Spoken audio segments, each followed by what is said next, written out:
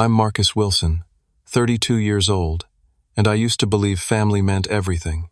Growing up, my parents and older sister Natalie seemed like the perfect support system. But perfection has cracks and favoritism casts long shadows. When my wealthy parents decided to distribute their property investments, Natalie received a $3 million Florida villa, and me, an empty downtown parking lot. You can always sleep under the stars, they snickered. Before I continue this inheritance nightmare, drop a comment telling me where you're watching from, hit that like button, and subscribe for more stories about turning betrayal into triumph. Life in our Boston suburb was comfortable but never equal. My father, Richard Wilson, built Wilson Property Development from nothing after graduating college with just $5,000 in his pocket and a relentless drive to succeed. He started by flipping small residential properties, then moved to commercial developments, eventually becoming one of the most respected real estate developers in Massachusetts. My mother, Eleanor, managed their growing portfolio of investments with calculating, precision tracking every dollar with the same attention she gave to maintaining our family's respectable image in the community. Our 5-bedroom colonial home in Wellesley wasn't ostentatious by neighborhood standards, but it provided us with every comfort imaginable. Private school education, summer camps, family vacations to Europe. We weren't the wealthiest family in town, but we certainly weren't struggling.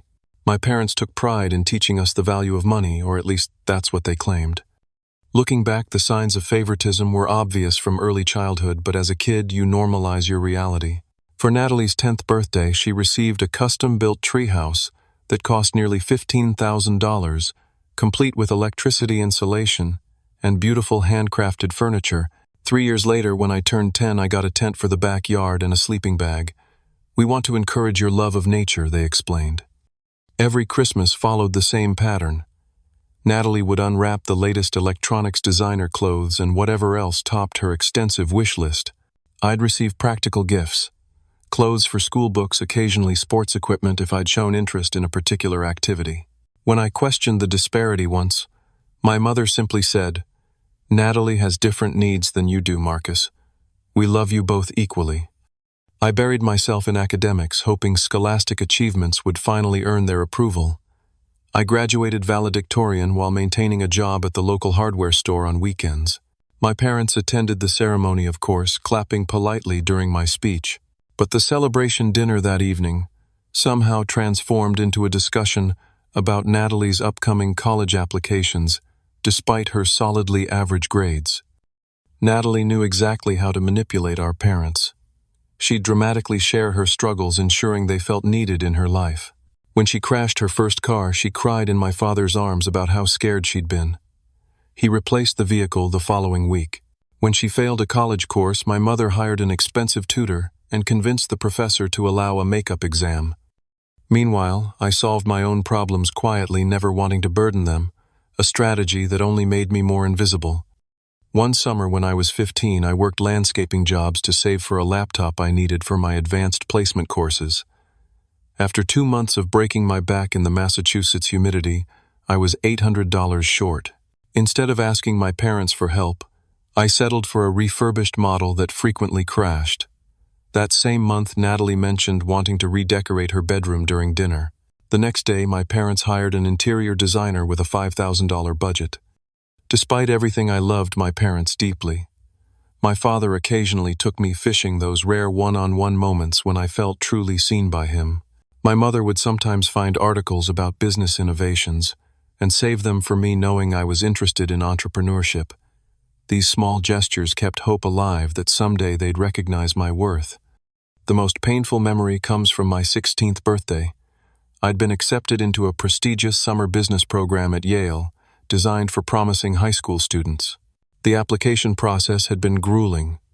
Essays, recommendations, a project proposal. When the acceptance letter arrived, I was ecstatic.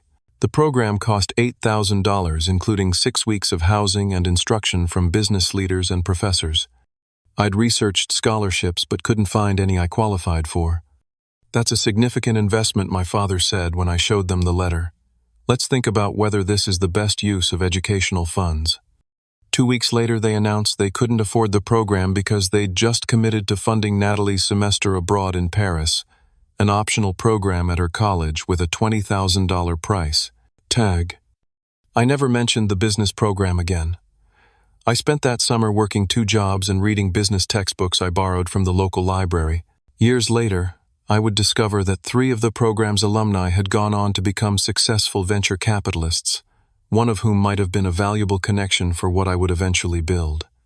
Through every disappointment, I told myself that someday my dedication would pay off. Someday they would see me, really see me, and recognize that I was worthy of the same love and support they lavished on Natalie. I held on to that hope like a life raft in increasingly turbulent waters. College choices laid bare the stark contrast in how my parents valued our futures. I received acceptance letters from several universities, including Cornell, which offered a partial scholarship covering about 60% of the tuition. When I brought the news to my parents, expecting at least some celebration, my father nodded and said, "That's still quite expensive. Massachusetts State has an excellent business program, and you could live at home to save on housing costs." The decision was essentially made for me. I attended Massachusetts State University while watching Natalie pack for Brown University, where our parents covered her full tuition housing in the most expensive dormitory option and a generous monthly allowance for incidentals. My college experience was defined by hustle.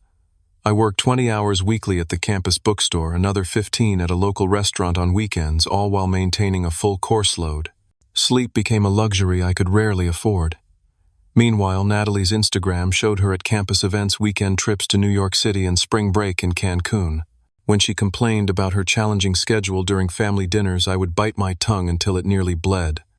Despite the exhaustion, I thrived academically. My business degree with a minor in urban planning came with honors, and my professors recognized my potential. Dr. Harrington, my urban economics professor, connected me with several alumni in the commercial real estate industry, resulting in 3 job interviews before graduation. Graduation day highlighted the disparity once again. Natalie had graduated a year earlier, receiving a brand new BMW as her entry into adult life gift. She'd struggled to find employment that interested her, bouncing between 3 different jobs in her first year post-college. My parents seemed unbothered by her lack of direction, assuring her she had plenty of time to find her path. After I received my diploma, my parents presented me with a refurbished laptop. "For your job applications," my mother explained. I expressed genuine gratitude. The computer I'd been using was on its last legs, and I couldn't afford to replace it. Still, I couldn't help but calculate the difference between a $45,000 vehicle and an $800 laptop. I secured an entry-level position at Greenwood Commercial Properties, a mid-sized firm specializing in urban retail spaces. The starting salary was modest, but the potential for commission and advancement seemed promising. My 1-bedroom apartment in a less desirable neighborhood of Boston consumed nearly 40% of my monthly income, but it was mine, the first space that felt truly my own. At Greenwood, I discovered my talent for identifying undervalued properties. While more experienced colleagues chased obvious opportunities in developing neighborhoods, I researched city planning documents, attended community board meetings, and talked to local business owners about their challenges and needs. 6 months into the job, I brought in a client who purchased a seemingly undesirable warehouse space that I'd identified as the perfect location for a craft brewery based on upcoming transit developments and changing neighborhood demographics. "You've got good instincts, kid," my manager said, after the commission check cleared, my largest to date. I used that money to start building a modest investment portfolio, setting aside a percentage of each paycheck and bonus. While my friends were upgrading their lifestyles with each raise, I lived frugally, driving the same used Honda Civic I'd purchased in college and preparing most meals at home. Natalie's post-college journey took a different path. She moved through a series of increasingly prestigious job titles, each secured through our father's business connections. Yet none seemed to stick. She'd start enthusiastically, then gradually lose interest as the reality of workplace expectations set in. Between positions, our parents subsidized her apartment in Back Bay, one of Boston's most exclusive neighborhoods. When she bounced a rent check after impulsively joining friends on a 2-week European vacation, my parents covered the shortfall and penalties without hesitation.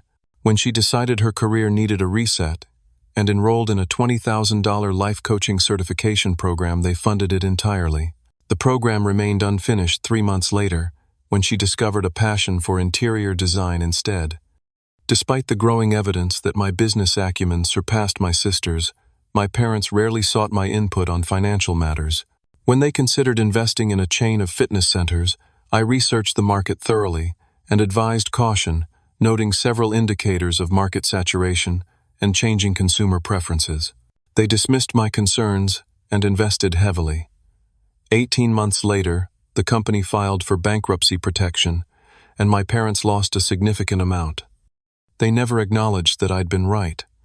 Through it all, I maintained hope that eventually my parents would recognize what I was building, not just a career but a knowledge base and skill set that could benefit our family. I dreamed of someday joining forces with my father, perhaps even taking over the family business when he retired.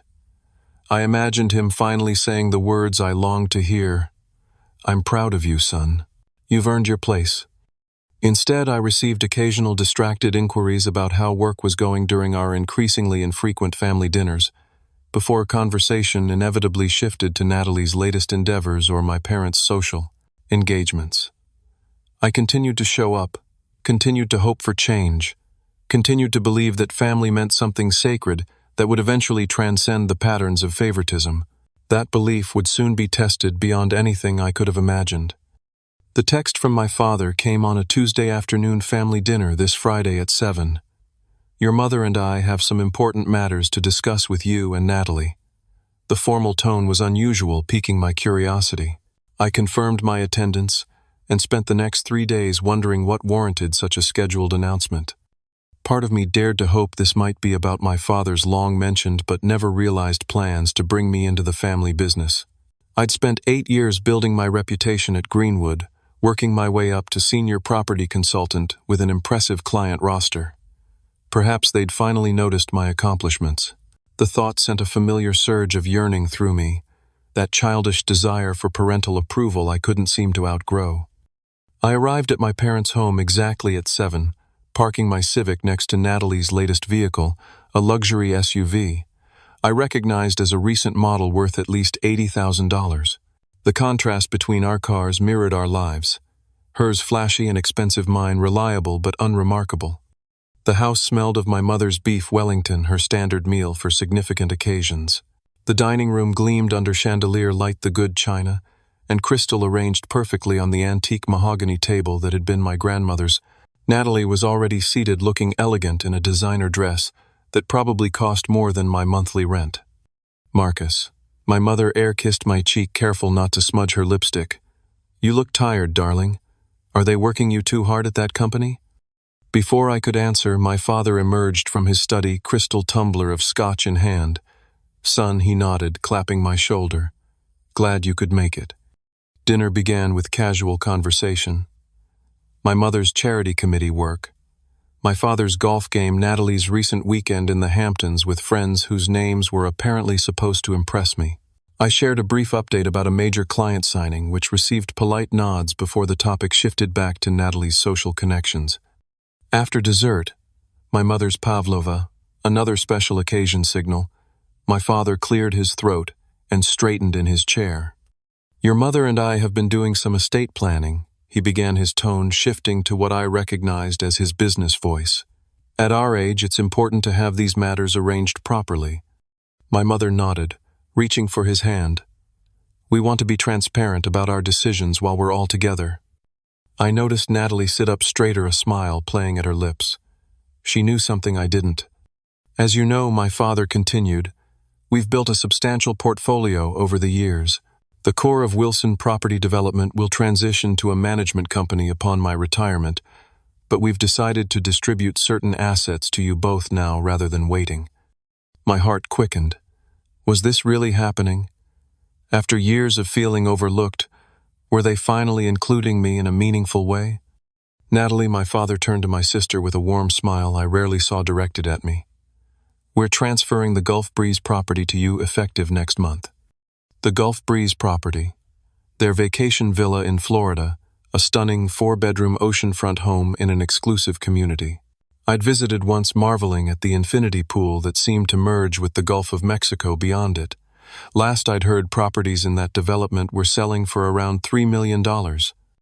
Natalie squealed, jumping up to hug both our parents. Thank you, thank you. I've always loved that house." "We know, sweetheart," my mother beamed. "You've always appreciated beautiful things. The property has appreciated considerably. It's worth about $3.2 million now. A solid investment for your future." $3.2 million. Just hand it over. I sat frozen, waiting for the other shoe to drop for my parents to reveal what comparable gift they had planned for me. Natalie returned to her seat, practically glowing with excitement. 3 sets of eyes turned to me. My father cleared his throat again. "Marcus," he began, his tone noticeably different, more businesslike, less warm. "We've considered what would be appropriate for you." I nodded, trying to keep my expression neutral, despite my racing thoughts.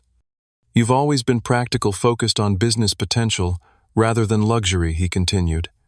"So we've decided to transfer ownership of the downtown lot to you." I blinked, momentarily confused.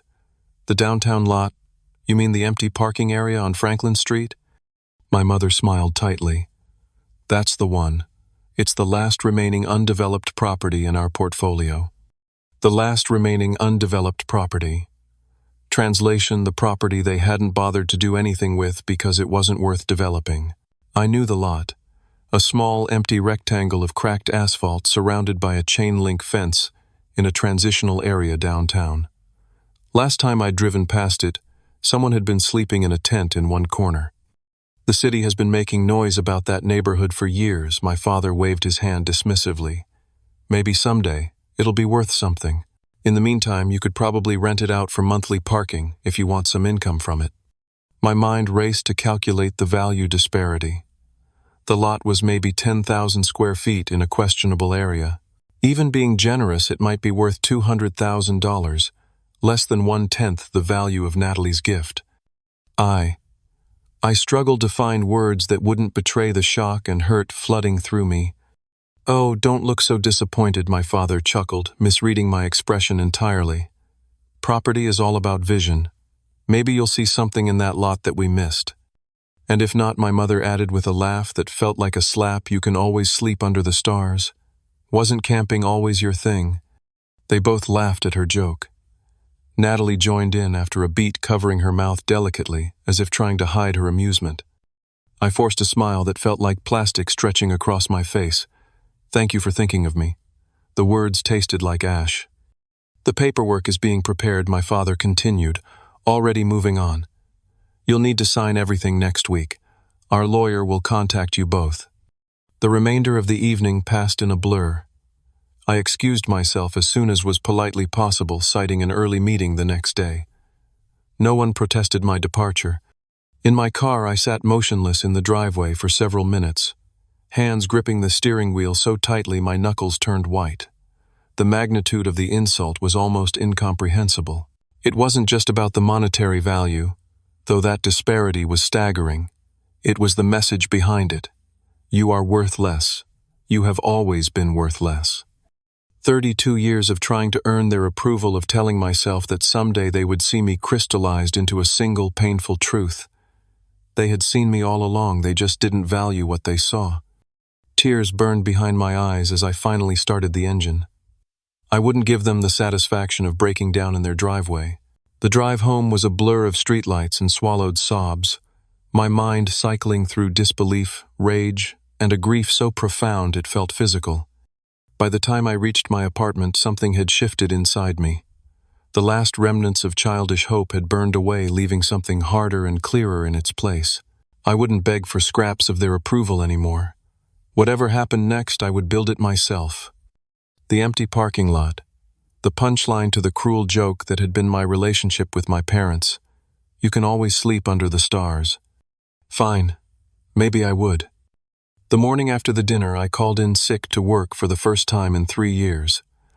I needed to see this parking lot, my parking lot, with fresh eyes, not as the insult my parents intended, but as something else, what I wasn't sure yet. I arrived downtown just after 9, armed with coffee and a determination I couldn't quite name. The Franklin Street lot looked even worse in daylight than I remembered.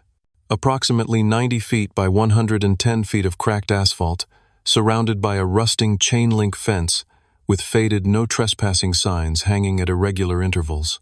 Weeds pushed through the fractures in the pavement, and various pieces of trash had collected along the fence line. I sat in my car, staring at my inheritance through the windshield, trying to see past the neglect. The location was not terrible, actually. 2 blocks from the edge of the entertainment district, where new restaurants and bars had been opening over the past few years. Walking distance to the renovated theater that drew decent crowds on weekends. Street parking in the area was limited and expensive. A movement in the corner of the lot caught my eye.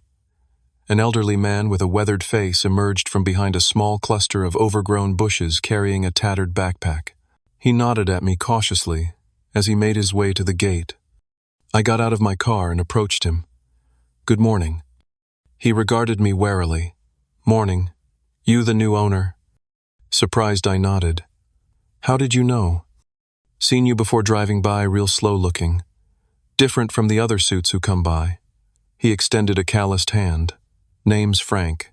I keep an eye on things around here." I shook his hand. "Marcus Wilson." "Wilson. Like the development company." His eyes narrowed. "My father," I confirmed. Frank nodded slowly. "Makes sense now." "Well, what are you planning to do with this patch of nothing? Put up another high-rise nobody who grew up here can afford?" The bitterness in his voice resonated with my own feelings.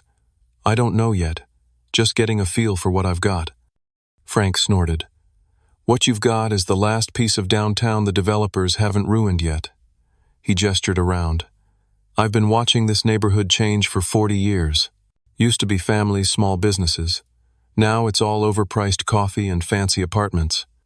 I found myself curious about his perspective. "You stay nearby?" "Here and there. Sometimes right there when weather permits." He pointed to the corner where I'd seen him emerge. "Your daddy's security guys stopped bothering me years ago. I don't make trouble, clean up after myself." "You know the area well then," I said, an idea beginning to form. Frank's expression softened slightly. "Better than anyone in a suit, that's for sure. Would you mind showing me around? I'd appreciate the local knowledge. I'll buy breakfast." To my surprise, he agreed. Over eggs and coffee at a nearby diner, Frank provided a crash course in the neighborhood's rhythms. The office workers who flooded in during weekdays, the weekend crowds heading to bars and restaurants, the tourists visiting the theater or small museum 3 blocks away. "Parking's a nightmare," he mentioned, echoing my earlier observation. "Especially weekends. City garage fills up fast and it's $15 minimum." "What do you think this neighborhood needs?" I asked, genuinely curious. Frank considered the question seriously. "Something for everyone. Not just the rich folks or the tourists. Something that brings people together instead of pushing them apart." After breakfast, I spent hours walking the surrounding blocks, studying pedestrian patterns, noting which businesses drew crowds and which sat empty. I counted parking spaces, observed traffic flow, and took photos of the lot from various angles. Back at my apartment, I began researching. City zoning regulations for the area, permit requirements for different types of businesses, development costs, property tax implications. I called former colleagues who specialized in urban renewal projects, carefully presenting hypothetical scenarios without revealing my personal stake. A pattern emerged from my research. The city had designated the area for mixed-use development, with incentives for projects that incorporated community benefits.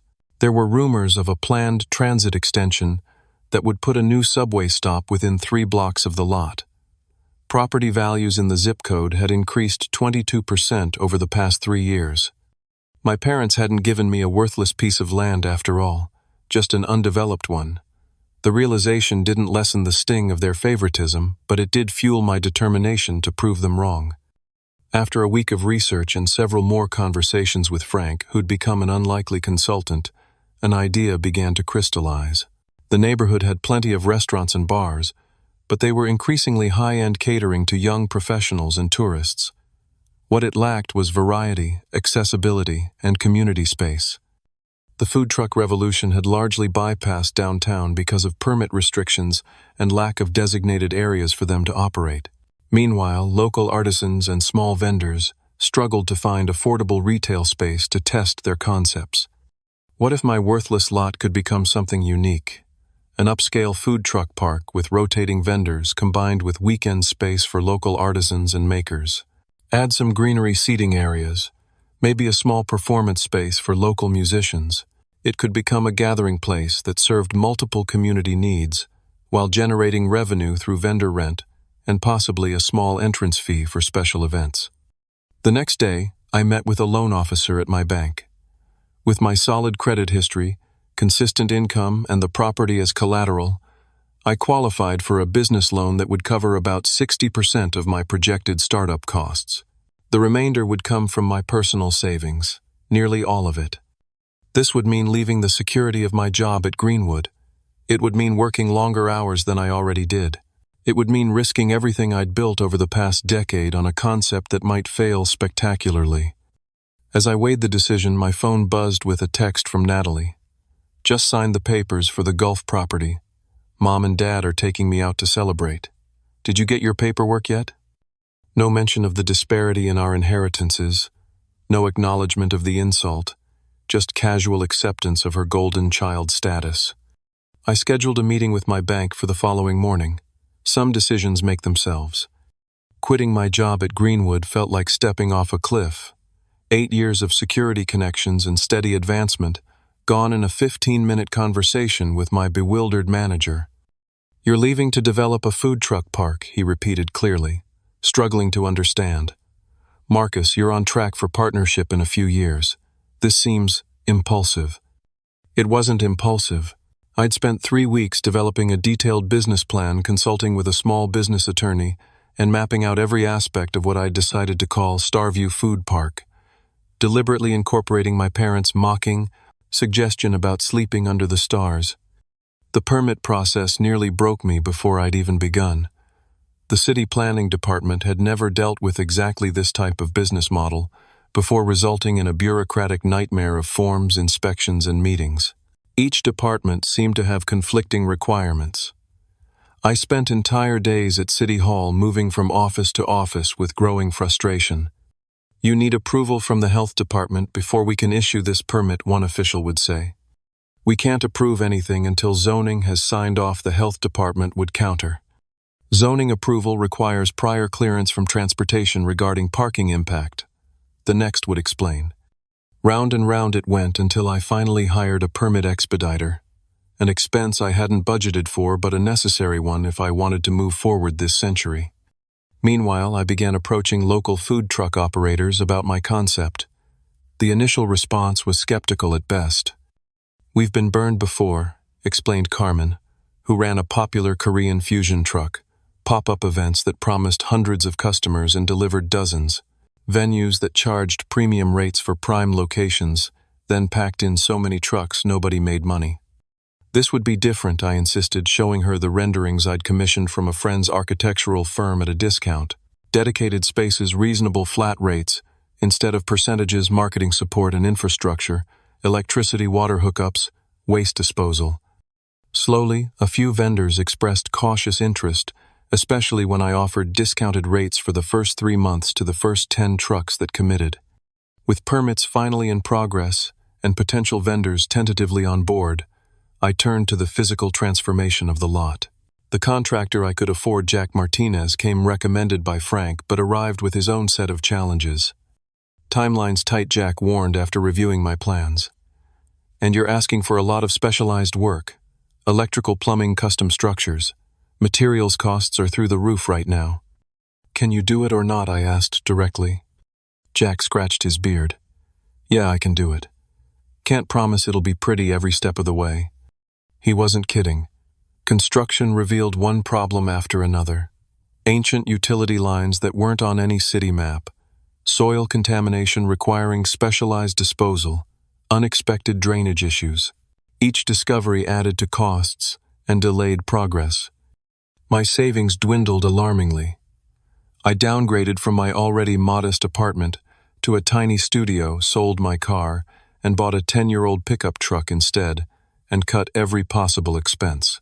I took on freelance consulting work on evenings and weekends, advising small businesses on property decisions while trying to build my own.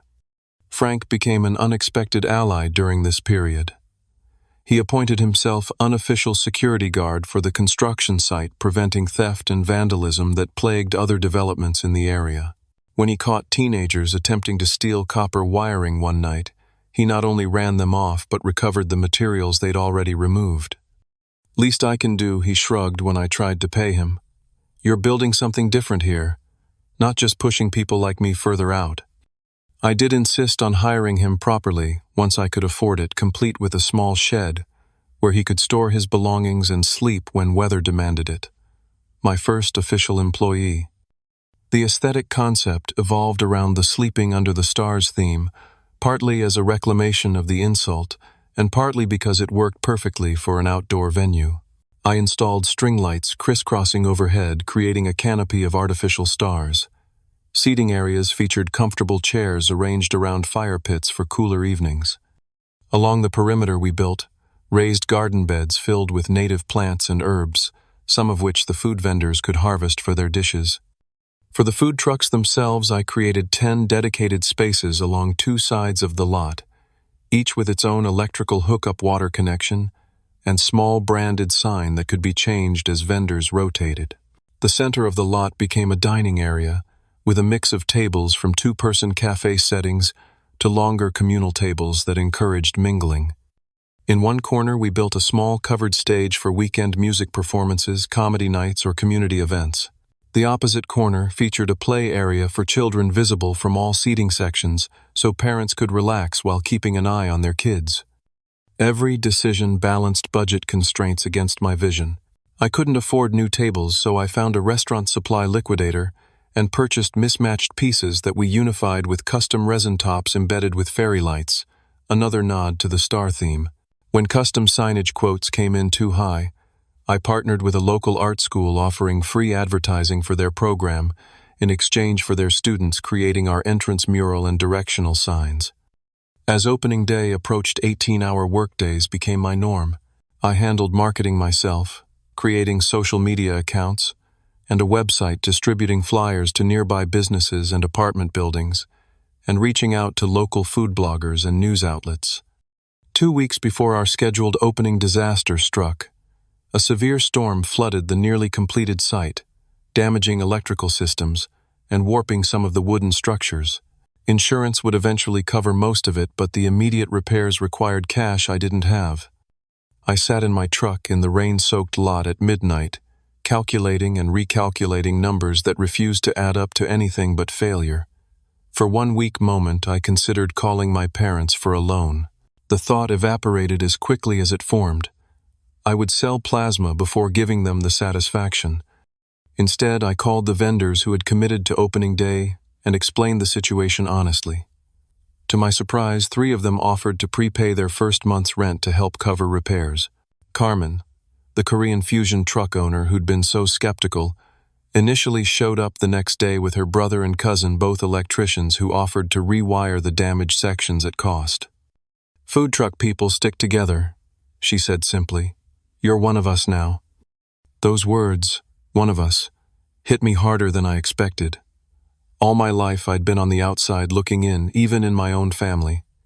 Now strangers were showing me more support than my parents ever had. We worked around the clock that final week, finishing repairs and adding final touches. The night before opening, I stood alone in the center of StarView Food Park, surrounded by twinkling lights that reflected in the glossy tabletops. It wasn't perfect. Several projects remained half-finished, hidden behind decorative screens. The landscaping was sparse, the stage smaller than I'd envisioned. But it was mine, created from nothing but determination and spite, and a refusal to be defined by others' expectations. The social media campaign had gained unexpected traction, particularly after a local lifestyle blogger shared our Sleeping Under the Stars origin story, a carefully edited version that presented my parents' comment as a challenge, rather than an insult. By opening day morning, our Instagram account had over 2,000 followers, and the event page showed nearly 500 people interested in attending. I tried to temper my expectations. Social media interest rarely translated directly to attendance. If we got 100 people throughout the day, I'd consider it a success. By noon, there was a line at the entrance. By 2 o'clock, all 10 food trucks had lines of their own. By evening, we'd welcomed over 800 visitors, and several vendors had sold out completely. StarView Food Park was officially open for business, and against all odds it appeared to be a hit. The success of opening weekend wasn't a fluke. Over the next months, StarView's popularity grew steadily, driven by word of mouth and social media. Local food bloggers praised our rotating vendor lineup, and the weekend artisan market quickly became a destination for people seeking unique, locally made goods. By month 3, we had a waiting list of food trucks wanting to secure a spot in our rotation. I implemented a system that balanced established vendors with newcomers, ensuring regular customers would find both familiar favorites and new options each visit. Weekday lunch business boomed with nearby office workers, while evenings and weekends drew a diverse crowd from across the city. The financial reality exceeded my most optimistic projections. By month 4, I'd repaid 20% of my bank loan and was able to begin drawing a modest salary instead of living off dwindling savings and credit cards. By month 6, I hired 2 part-time staff members to help with daily operations, giving me occasional evenings off for the first time since construction began. Local press took notice. The city's major lifestyle magazine featured StarView in a spread about urban renewal, praising our community-centered approach and accessible price point that democratizes the gourmet food experience. A local news station ran a human interest story about Frank, now our official site manager, and his journey from homelessness to employment. The publicity brought even more customers. Expansion happened organically. We added a Sunday morning farmers market that complemented the artisan vendors. Live music performances, initially scheduled only on weekend evenings, became a nightly feature due to popular demand. When customers repeatedly requested merchandise, we partnered with a local screen printing shop to create branded t-shirts and tote bags which sold out within days. Through it all, I heard nothing from my family. I hadn't expected to. The paperwork transferring ownership of the lot had been handled through attorneys with no direct contact required. I'd seen my parents' names in the local business journal, occasionally announcing new developments or charity contributions, but our paths hadn't crossed in the month since the inheritance dinner. Until Natalie showed up unannounced one Tuesday afternoon.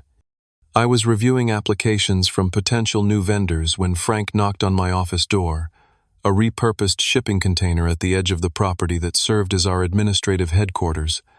"There's a lady here asking for you," he said, his expression making clear he didn't approve of the visitor. "Says she's your sister." My stomach tightened. "Thanks, Frank. I'll come out." Natalie stood near the entrance, looking dramatically out of place in designer clothes and impractical shoes, surveying the lunch crowd with an expression I couldn't quite read. When she spotted me approaching, her face arranged itself into a familiar smile, the one she used when she wanted something. "Marcus, this place is amazing. Why haven't you told us about it?" No greeting, no acknowledgement of our months without contact. Typical Natalie. "Hello to you too," I replied, keeping my tone neutral. "What brings you here?" "I was meeting a friend nearby for lunch and saw the sign." She gestured toward our entrance. "Wilson's an unusual name for a food park. Then I remembered Dad mentioned giving you some old lot downtown. I had no idea you'd done all this with it." The genuine surprise in her voice might have been comical if it weren't so revealing. She'd never even considered that I might create something successful from what our parents had dismissively tossed my way. "Would you like a tour?" I offered, professional courtesy, overriding personal feelings. For the next 30 minutes, I showed her around the property, explaining the concept and operation. To my surprise, she asked intelligent questions about vendor selection, revenue model, and expansion plans. I'd forgotten that beneath the self-absorption, Natalie possessed a sharp mind when she chose to use it. "This must be generating significant income," she observed as we concluded the tour, her tone casual but her eyes calculating. "The location is perfect for what you've created." "It's doing well," I acknowledged without elaborating. "And you own the property outright?" she pressed. "No partners or investors?" Warning bells sounded in my mind. Why the sudden interest in my business model, Natalie? She shrugged elegantly. Family interest. You've created something impressive here, little brother. I'm sure Mom and Dad would love to hear about it. They know where to find me if they're interested, I replied, keeping my voice even. Now, if you'll excuse me, I have vendors to meet with. 2 weeks later, my phone displayed my mother's name, the first direct contact in over 8 months. The text was brief. Dinner this Friday, 7 p.m. Your father and I would love to catch up. Natalie will be there too.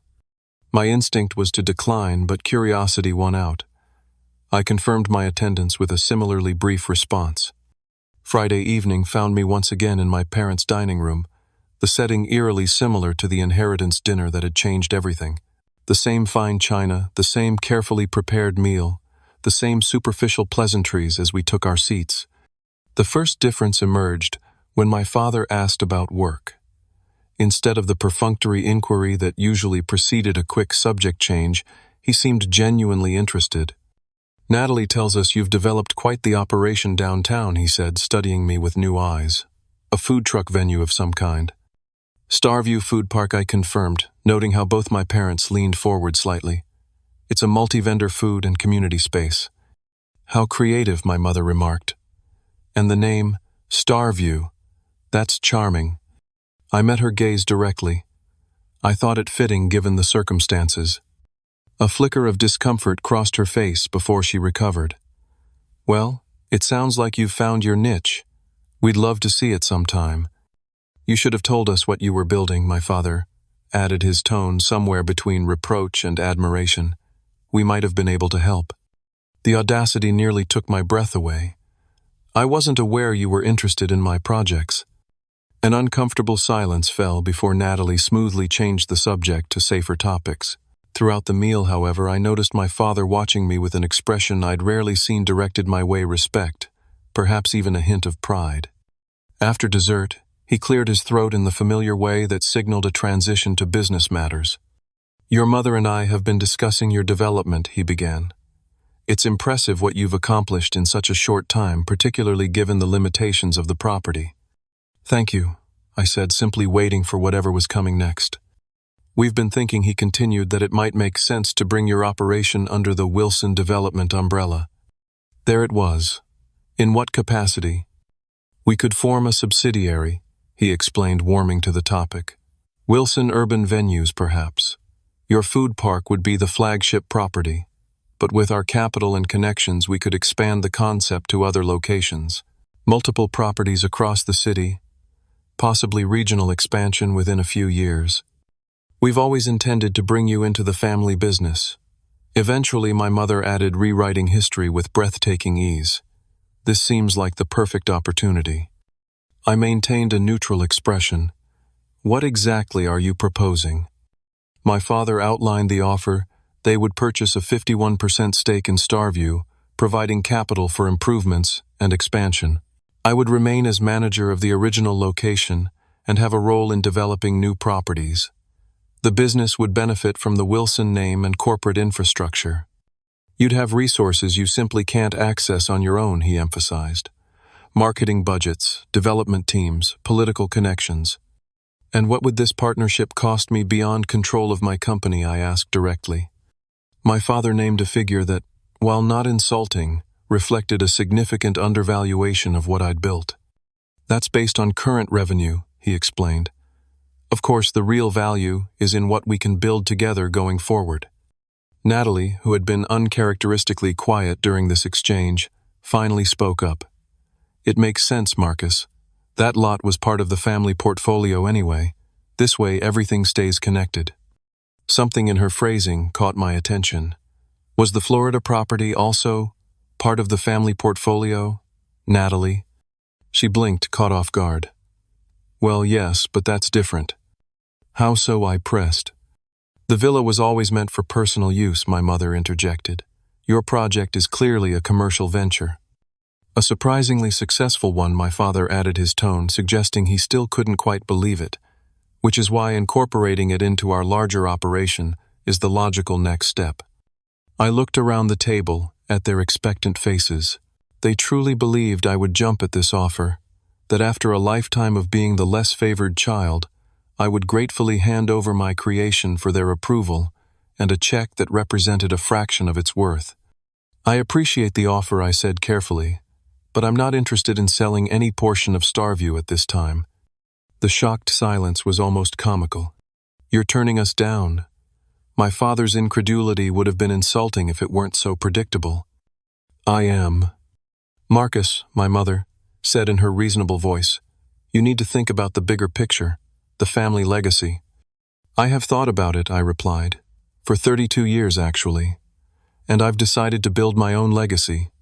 My father's expression hardened. That property was only meant as a starting point. We never anticipated you'd actually develop it independently. And there it was, the truth behind the gift. They'd never expected me to do anything worthwhile with it. The lot was meant to be a placeholder, a token inheritance that wouldn't require them to treat me equally, but would prevent me from claiming they'd completely disinherited me. Then I suppose we've all been surprised, I said evenly. You're being short-sighted, my father insisted, frustration coloring his tone. That lot is surrounded by properties we're developing. Your little food park doesn't fit our long-term vision for the area. Perhaps you should have considered that before transferring ownership to me, I suggested. Natalie, sensing the conversation derailing, attempted intervention. Marcus, be reasonable. You've created something nice, but you must realize you owe some of that success to the family name and connections. I turned to her, genuinely curious. Which connections would those be, Natalie? The ones that never returned my calls. The business associates who didn't know I existed until StarView started getting press. That's not fair, my mother protested. No, I agreed. It hasn't been fair for a very long time. My father's face had reddened, a sign I recognized from childhood as preceding an outburst. This is about the inheritance, isn't it? You're holding a grudge because your sister received a more valuable property. This is about recognizing my worth, I corrected him. Something I've finally learned to do for myself since no one in this family ever did. We could pursue this legally, he threatened, his voice dropping. There were conditions in the transfer that could be invoked. I had anticipated this possibility. My attorney reviewed the paperwork thoroughly before I began development. The transfer was clean and unconditional, but by all means pursue whatever legal avenues you believe might exist. The stunned silence confirmed what I'd suspected. The threat was empty. I stood placing my napkin beside my half-eaten dessert. Thank you for dinner. I should get back to my business. Marcus, my mother called as I reached the dining room doorway. Don't leave like this. We're family. I paused, turning back to face them one last time. You're right. We are family. But that doesn't entitle you to what I've built from the scraps you tossed me. As I walked to my truck, I felt lighter than I had in years. No more seeking approval that would never come. No more measuring my worth against Natalie's golden child status. No more hoping that someday they would see me. I didn't need them to see me anymore. I could see myself clearly now, and that was enough. The threat of legal action empty, as it was still warranted precaution. The morning after the confrontational dinner, I met with my attorney to ensure StarView was fully protected against any potential claims. She reviewed the property transfer documents and confirmed what I already knew. My parents had no legal grounds to challenge my ownership or development of the lot. The paperwork is ironclad, she assured me. They transferred full ownership with no conditions or reversal clauses. Whatever their intentions might have been legally, that parking lot is yours to do with, as you please. With that concern addressed, I refocused entirely on growing the business. StarView's first anniversary approached, and we'd exceeded all financial projections. The waiting list for vendor spots had grown so long that I began exploring the possibility of expanding to a second location. Using profits from the first year of operation, I purchased a similar-sized lot 8 miles away near the University District. The area had different demographics but similar needs: limited dining options, few community gathering spaces, and a population that appreciated the food truck culture. Construction began with a more streamlined process informed by lessons from the original site. Frank Now, our full-time operations manager, took increasing responsibility for day-to-day management of the original location, allowing me to divide my attention between both sites. His journey from homeless observer to trusted executive embodied everything I wanted StarView to represent: opportunity, community, and second chances. "Never thought I'd have business cards," he chuckled the day they arrived, running weathered fingers over the embossed logo. "Guess sleeping under the stars worked out for both of us." We formalized our commitment to community support, establishing a mentorship program for disadvantaged youth interested in culinary careers or small business ownership. 3 days each week, local teens shadowed food truck operators, learning both cooking skills and business management. Several graduates of the program went on to secure jobs with our vendors or other local restaurants. The impact of StarView extended beyond our physical locations. Other property owners in the area surrounding the original site began improving their buildings and spaces, recognizing the increased foot traffic and changing perception of the neighborhood.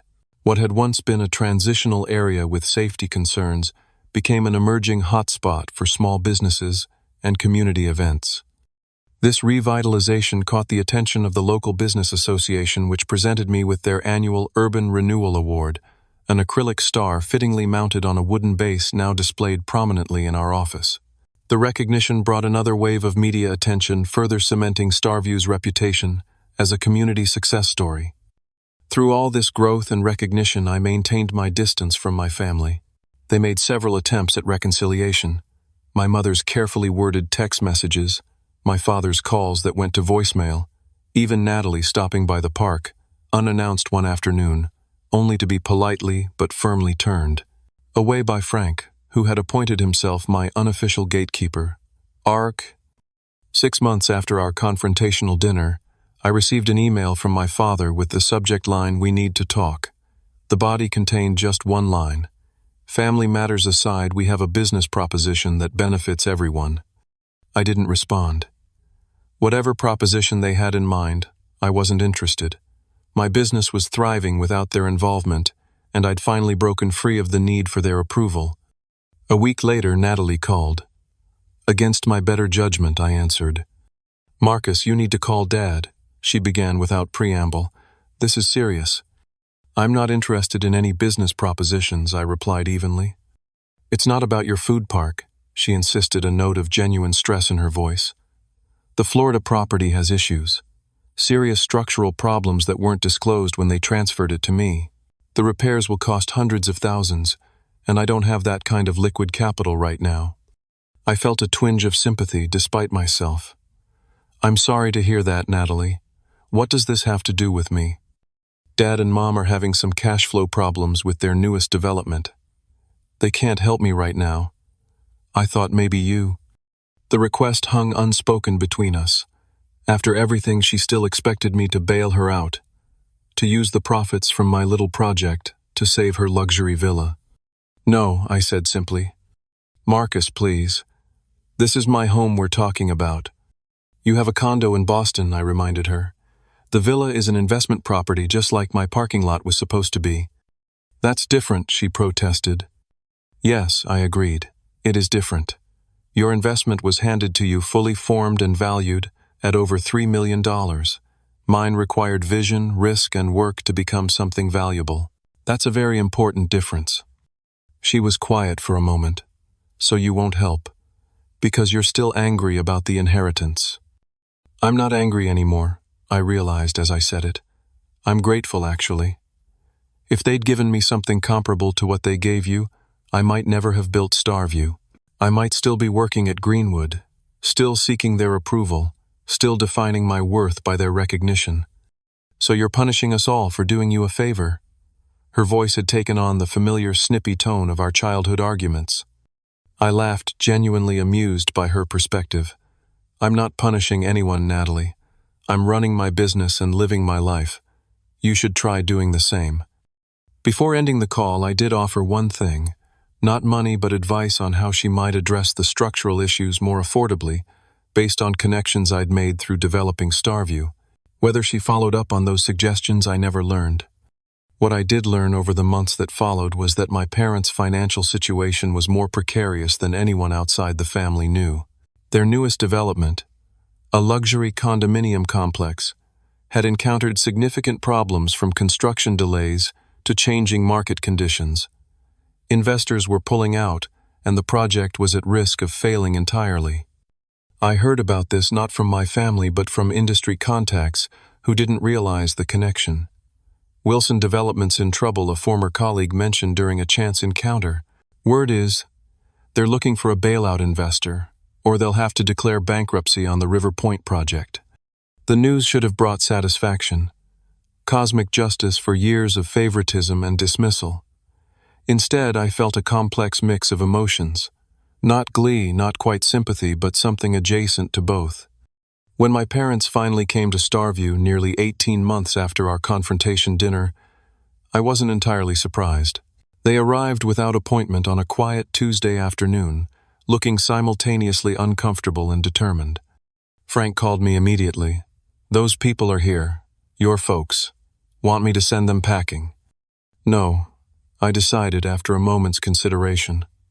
"I'll see them in the office." They looked older than I remembered, more worn down. My father, once the embodiment of confident success, seemed diminished somehow. My mother's perfectly maintained appearance showed small cracks, roots needing touch-up, a handbag that wasn't this season's.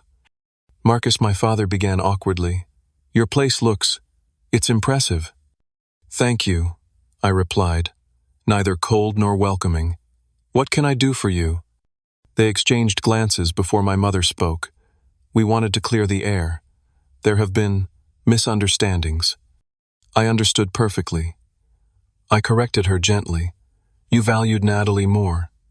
You expected less from me. You never thought I'd amount to much." "That's not true," my father protested, but without conviction. "We made mistakes," my mother admitted, surprising me with her directness. "We treated you unfairly. We didn't see your potential." "Or you saw it and felt threatened by it," I suggested. "Because I built something successful without your help or approval." My father flinched but didn't deny it. "We're proud of what you've created here," he said instead. "Truly proud.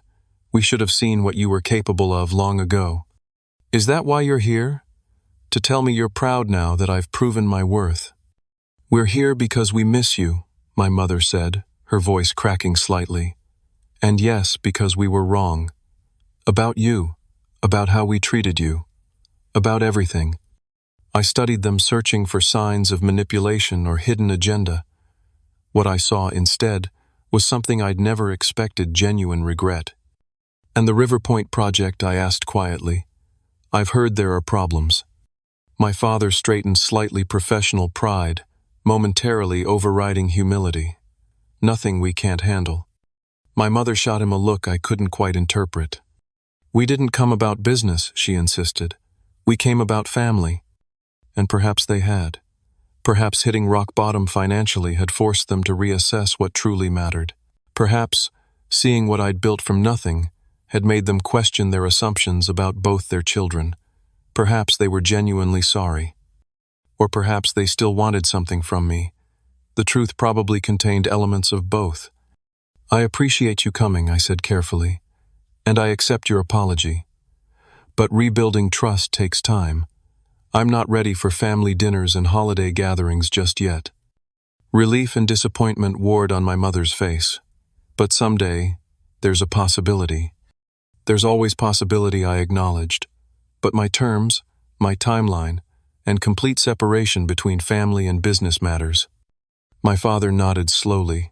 "Fair enough." As they prepared to leave, my father paused at the door. "For what it's worth, your sister's struggling with the villa situation. The repair costs keep mounting." I smiled slightly. "She mentioned that. I gave her some contractor recommendations that might help." "But not money," he observed. "No," I confirmed. "Not money. She needs to learn the same lesson I did, how to build something for herself." After they left, I walked through StarView during the dinner rush, watching families and friends gathered around tables, enjoying food and conversation beneath the canopy of lights. Frank nodded to me from his position near the entrance, where he was chatting with regular customers. On the small stage, a local acoustic duo played for an attentive audience. All of this from an empty parking lot, all of this from sleeping under the stars. The second location was nearing completion, and I'd begun preliminary talks about franchising the concept to other cities. The mentorship program had expanded to include business planning workshops and startup microgrants for promising graduates. Life had taken a shape I couldn't have imagined 2 years earlier. Most importantly, I'd found a kind of peace that had nothing to do with my parents' belated approval. Their recognition, or lack thereof, no longer defined me. I'd built something valuable not just in business terms, but in human terms. StarView had become a community, a place where people from different backgrounds came together, where second chances were possible, where value wasn't determined by pedigree or privilege. My phone buzzed with a text from Emma, the artisan baker I'd been dating for the past several months, after meeting her at our weekend market. Still on for dinner after closing, she'd written, followed by a star emoji that had become our private shorthand. Wouldn't miss it, I replied, adding my own star. I looked up at the actual stars beginning to appear in the darkening sky above the park. They had always been there, I realized, constant and unchanging regardless of who noticed them or appreciated their light. Much like my own worth, had always existed whether my family acknowledged it or not. Sometimes the greatest gifts come disguised as rejection. Sometimes being underestimated is the perfect motivation to exceed all expectations. And sometimes sleeping under the stars isn't a punishment, but a privilege, a chance to see the world from a different perspective and build something truly your own. What's the most valuable lesson you've learned from someone underestimating you? Drop your thoughts in the comments below. And if this story of turning rejection into success resonated with you, please hit that like button. Subscribe for more stories of resilience and transformation. Thank you for joining me under the stars today. Remember, sometimes the darkest nights produce the brightest opportunities.